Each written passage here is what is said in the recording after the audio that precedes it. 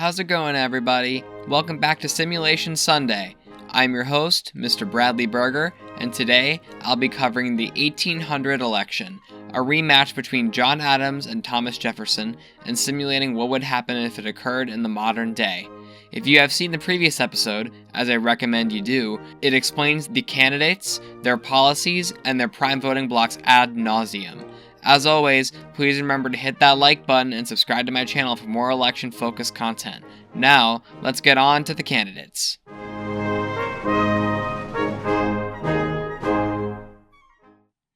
Because it is a rematch, I'll very quickly read a summary of each candidate's viewpoints. Again, please watch the previous episode for more in-depth analysis. It gives much better explanation than I will in the next 15 seconds or so. So, John Adams supported a strong central government, a national bank, and tariffs. Thomas Jefferson supported a small central government, states' rights, civil liberties, and populism. Now, the final bit of context required for accurate analysis is the historical situation of the time. Despite Jefferson winning in my modern situation, in real life, John Adams won the election of 1796. Adams' presidency was, let's say, divisive. He presided over two major events: the passing and signature of the Alien and Sedition Acts, which made it significantly harder for both foreigners to enter the country and for residents of our country to freely criticize the federal government. The other thing is the XYZ affair, also known as the Quasi-War with France, where French diplomats demanded loans and bribes from the United States, which they refused, which resulted into a conflict that was very, very close to escalating into war. Many anti-war advocates of the time did not like this and blamed Adams for the escalation. And both of these events, both the signature of the Alien and Sedition Acts and the XYZ affair, contributed to Adams's divisiveness and unpopularity. At the same time, Jefferson, who was Adams' sitting vice president, fiercely criticized Adams. One of his supporters, James Callender, famously wrote that Adams was, quote-unquote, a hideous hermaphroditical character, which has neither the force and firmness of a man, nor the gentleness and sensibility of a woman. Ouch. Jefferson's views remained pretty much unchanged from the previous election, although his view became significantly more popular after the Adams presidency.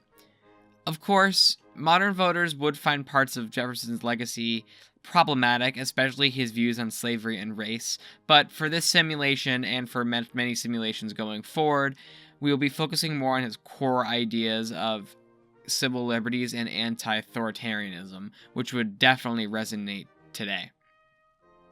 Alright, with all that boring context out of the way, let's get into the election of 1800.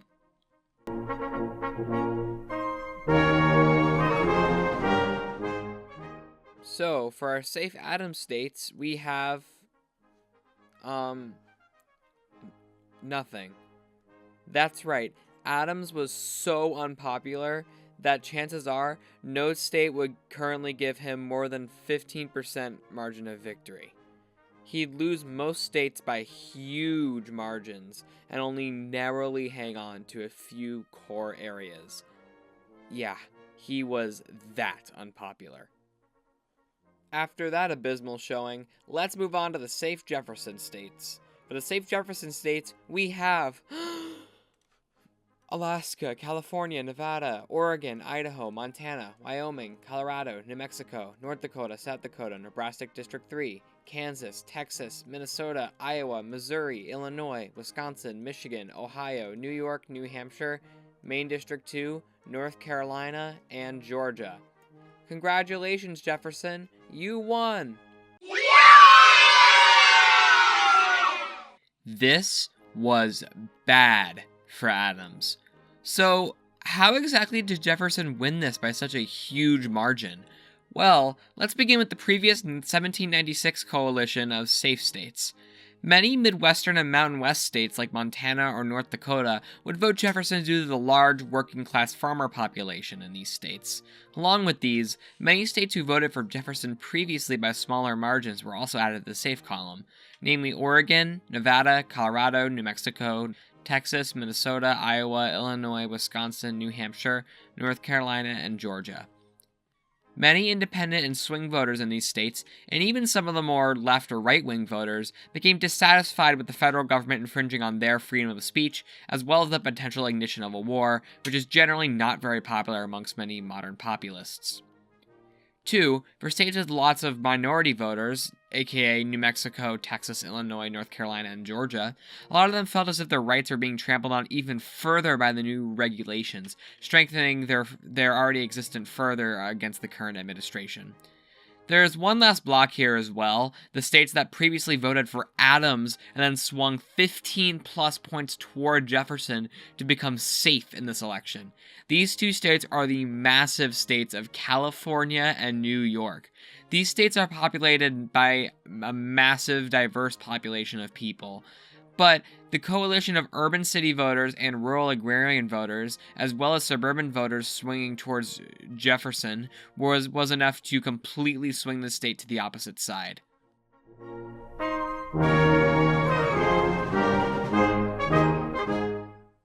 Alright, time for the likely states. For the likely Adams states, we have Utah. And that's it. Yeah, this is pretty bad for Adams, to say the least. I think Utah will end up sticking with Adams purely because of the Mormonism. Many Mormon voters are wealthy, white, and living comfortable lives. Although some of these people may flip due to the upcoming potential war, they would still stick by Adams due to Jefferson's support for progressive social reform like increased civil liberties and public education, which is a concept that's generally not supported by very many Mormons in the modern day. Alright, here we go again. Time for the likely Jefferson states. We have Washington, Arizona, Nebraska District 1, Nebraska District 2, Oklahoma, Arkansas, Louisiana, Mississippi, Alabama, Tennessee, Kentucky, Indiana, West Virginia, Maryland, Pennsylvania, Vermont, Maine District 1, and Rhode Island. Oh, and South Carolina. Whoops. These results are actually quite interesting, as there are 3 distinct voting blocks here.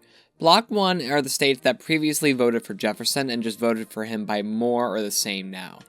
Indiana, Pennsylvania, West Virginia, and Virginia. These states originally voted for Jefferson because of the large rural or working class populations in their state, but now were joined in their votes by both the majority of urban progressives and an increasing number of suburbanites, which was enough to completely change the margins in some of these states. Block 2 are the states that previously voted for Adams, but now voted for Jefferson. Washington, Arizona, Nebraska District 1, Nebraska District 2, which is actually Tilt Adams, Maryland, Rhode Island, and Maine District 1. These areas flipped due to a mix of civil liberty concerns, anti-war sentiment, and Jefferson's appeal to minorities. Just not as many people flipped their votes as they did in other states due to a plethora of reasons. Finally, Block 3 is the most interesting. It is the states which previously voted for Jefferson and voted for him by less this time. These are all the southern states of Oklahoma, Arkansas, Louisiana, Mississippi, Alabama, South Carolina, Tennessee, and Kentucky. So, why would people in these states possibly flip? Well, it comes down to the patriotism of these people. The stereotype of the South is often that they are ultra-patriotic, even coming off as nationalist to some. So it isn't a stretch to believe that maybe some people in the South would be okay with giving up a little bit of their free speech to help heighten national security or support their government who is engaging in a foreign war to strengthen the nation.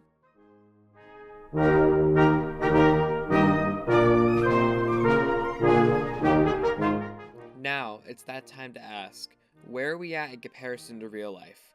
Well, it is quite different. In real life, Jefferson won by a lot less. But why?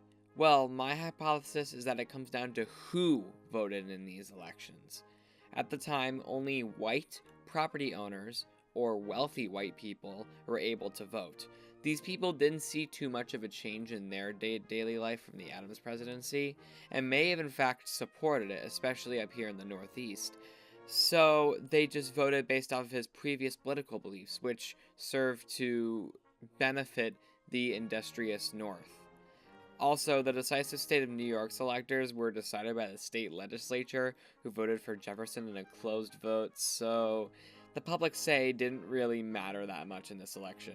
Okay, back to the election coverage.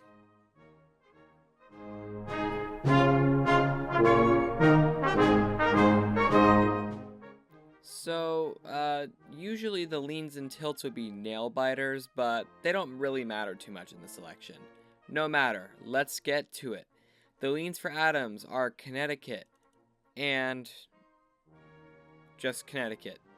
Yeah, pretty boring, I know, but this is most likely what would happen. Connecticut is mostly a suburban state of New York and Boston, and these voters, as stated many times previously, are very much Adams supporters, although they would definitely support him by less, most likely a lean 52 to 48-ish margin this go around.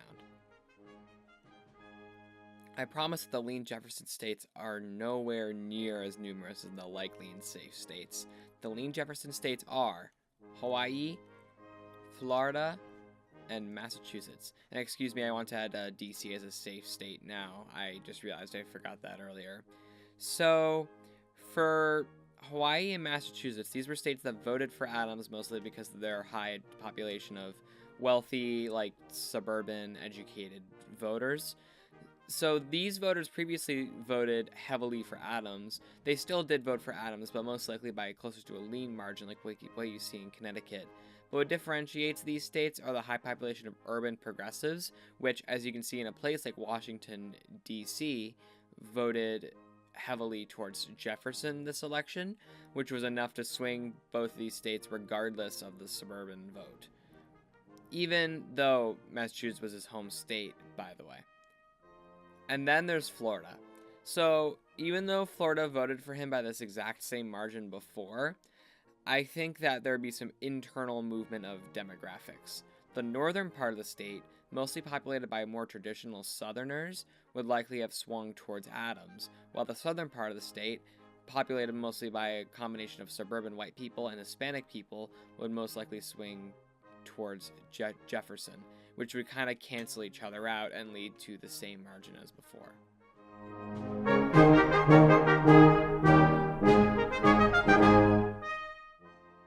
Alright, lastly now, it's time for the tilts. There are two tilt states, New Jersey and Delaware. These states are very similar demographically, and last time were both safe states for Adams. However, this time I believe that New Jersey would tilt towards Jefferson, and Delaware would tilt towards Adams.